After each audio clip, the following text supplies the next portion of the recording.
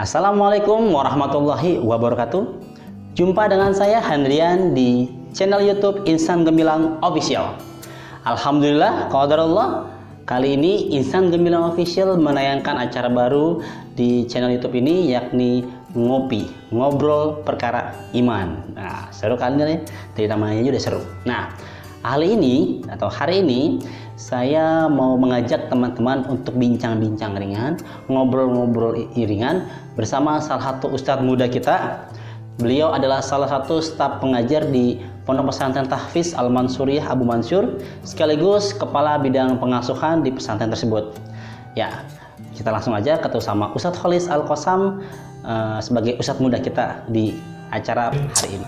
Pemirsa, ini Ustadz Kholis Al-Qasam yang baru saya perkenalkan. Assalamualaikum. Masya Allah. Ustadz, sehat nih? Alhamdulillah, khair. Bagus lah. Tadi aneh mau ngajak ngobrol bincang-bincang di kita. Ya sekaligus nambah ilmu lah.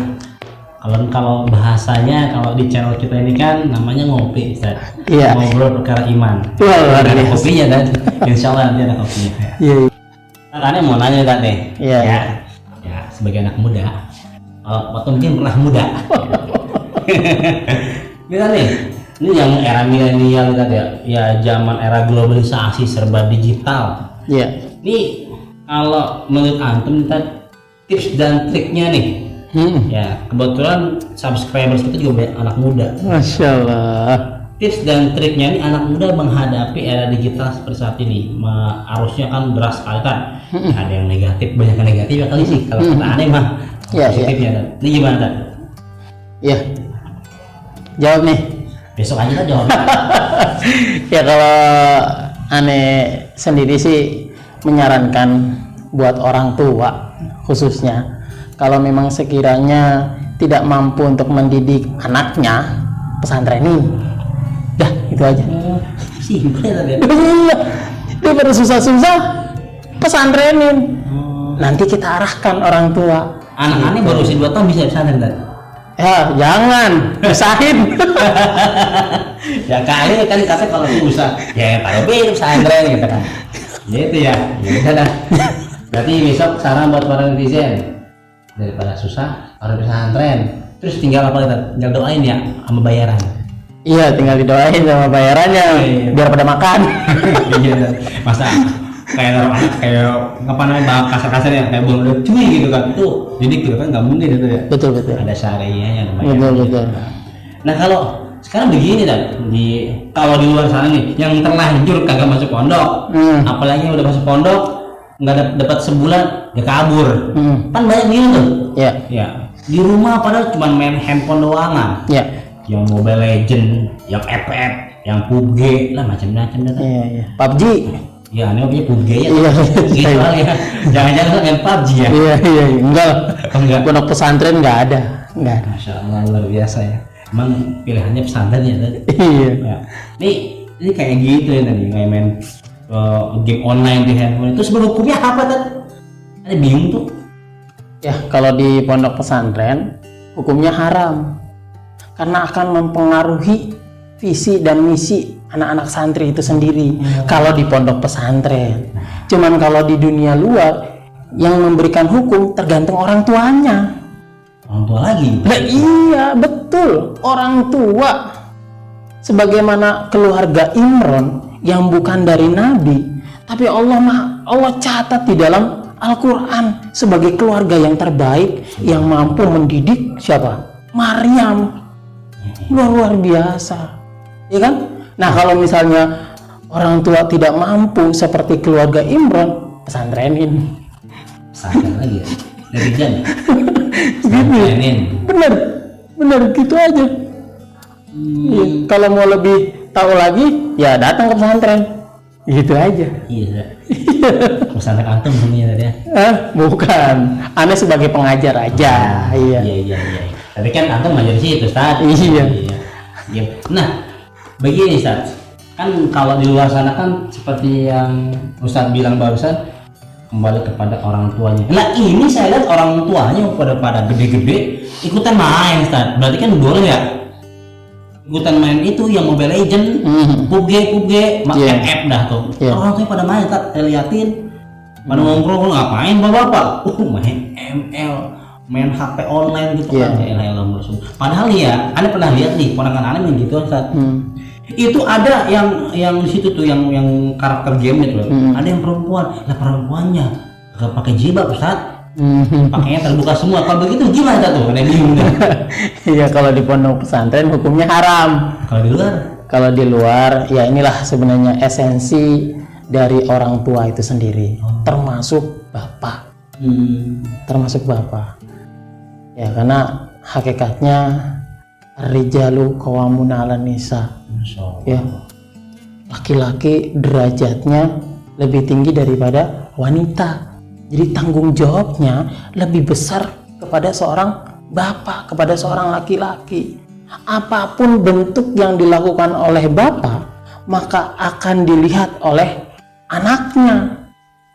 Dan kalaupun bapaknya salah, dia mendapatkan dosa, bukan cuma bapaknya yang mendapatkan dosa, tapi bapaknya juga menerima dosa apa yang dilakukan oleh anaknya. Karena tidak meluruskan anaknya untuk beribadah kepada Allah, tapi malah main FF. FF apa? Anjing nggak tahu ke FF doang terus tembak-tembakan jadi berat. Berarti kalau misalnya bapaknya ikut main FF, ya anaknya ikut main FF ya. Lah kalau anaknya dosa, bapaknya ikut dosa. Ya iya.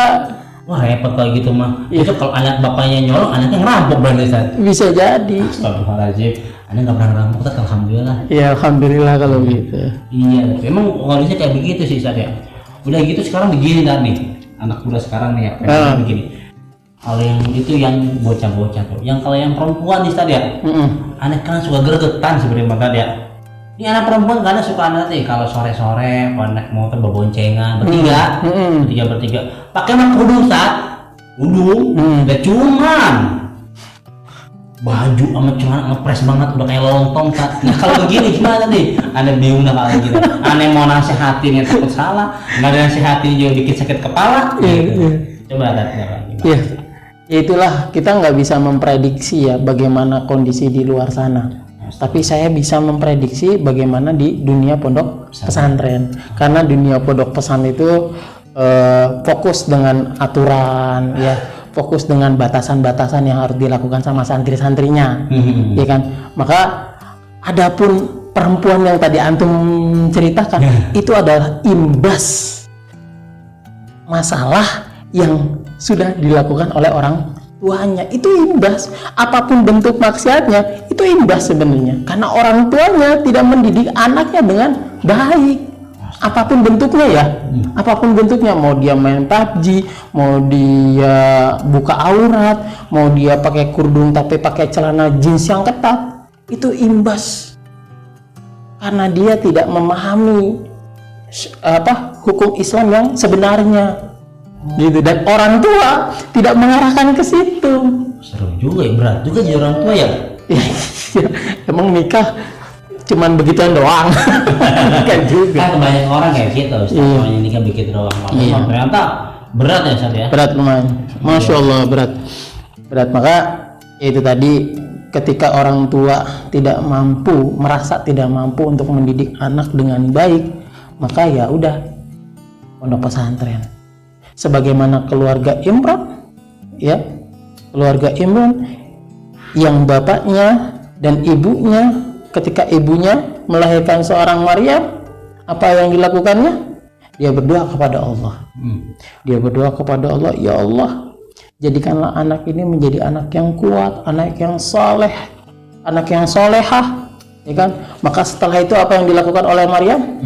Memberikan pengasuhan, pendidikan kepada mihrab Zakaria. Mihrab apa? Nggak tahu tadi. Majlis, tempat pendidikan. Ya kalau sekarang mah pondok pesantren. Nah, kalau sekolah kan bukan mihrab Tan. Kan sekolah juga pendidikan. Iya pendidikan. Nah, tapi terus? pendidikannya pendidikan yang lurus. Tetap iman dulu yang dilurusin, baru pendidikan yang lain. Gitu maksudnya. Lah, maaf kata ini mana ya? Kan di sekolah juga ada pelajaran agama Ustaz. Itu gimana Ustaz porsinya? kurang atau lebih atau gimana? Ya kalau saya rasa cukup kalau bicara masalah itu ya.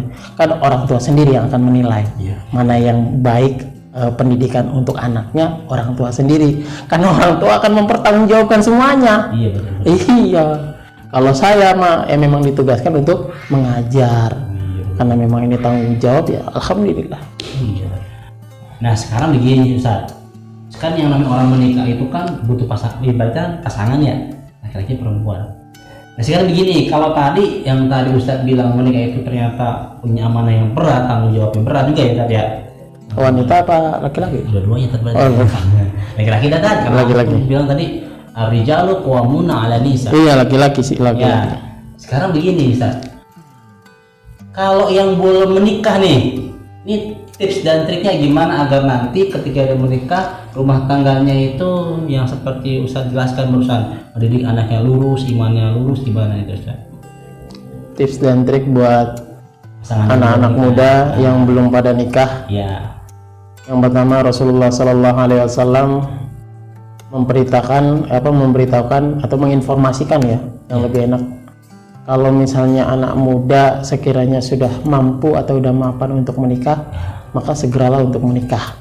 nah sekarang Kalau misalkan tidak mampu, maka kalian berpuasa. Mapan dan mampu ukurannya ada. Ukuran mapan itu bukan ukuran kepala manusia, tapi ukurannya dasarnya Al-Quran. Jadi bukan karena nafsu terus dia mapan, tapi tahu hakikat dan tanggung jawab. Nanti setelah dia menikah sebagai seorang suami itu tahu hakikat dan tanggung jawabnya. Gitu ya, Wan. kalau boleh tahu apa tuh ukuran mapannya Ustaz?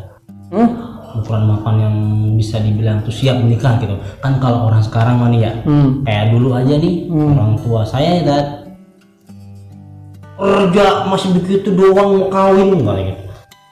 Belum punya rumah, belum punya kendaraan, jangan kawin dulu. Ntar anak orang mau kasih makan apa, kasih makan dadak gitu kan. Jadi kan kalau ukuran mapannya orang-orang kita, orang tua kita kan beda. Coba dah, tolong kali Ustaz bisa kasih ini di sini bisa dijelaskan nih ukuran kemapanan atau ukuran kematangan laki-laki siap menikah tuh di mana tuh ukurannya kayak gimana Ustaz? Pertanyaannya makin ini masuk ke bab nikah nih. Wah luar biasa. Emang sengaja Ustaz nyerempet dikit buat subscriber yang masih jomblo aja. Iya. Kalau yang pertama nih, karena memang saya juga baru nikahnya, baru 5 tahun. Baru 5 tahun. Yang pertama itu kudu punya iman. Yang kedua kudu punya duit. Iya. Kudu punya duit. Yang ketiga kudu ada calonnya. Ini dia calonnya. Iya kan? Milih emang dia. Iya. Itu yang paling penting, itu masalah perkara imannya dulu yang harus dipahami oleh generasi muda yang memang siap untuk menikah. Karena ukuran mapan kita kembalikan kepada Al-Quran dan hadis. Seperti itu. Cakep Ustaz, luar biasa. Luar biasa deh kenapa. Terima kasih banyak nih Ustaz hari ini ngobrol-ngobrolnya. Netizen, para pemirsa, nah kalau ada yang mau ngirim pertanyaan atau ya ada yang mau bertanyakan lah, silakan klik di kolom komentar atau WhatsApp di kolom deskripsi. Ditunggu ya, nanti kita bahas di pertemuan selanjutnya. Dan ingat selalu klik like, subscribe, dan share agar ilmunya yang ada di sini bisa bermanfaat, yang Anda bagikan pun bisa menjadikan ladang pahala buat Anda. Amin. Terima kasih. Jumpa lagi di channel kami, channel Insan Gemilang Official, dalam acara Ngobrol Perkara Iman bersama saya Handrian dan Ustaz Khalis. Assalamualaikum warahmatullahi wabarakatuh. Waalaikumsalam warahmatullahi wabarakatuh.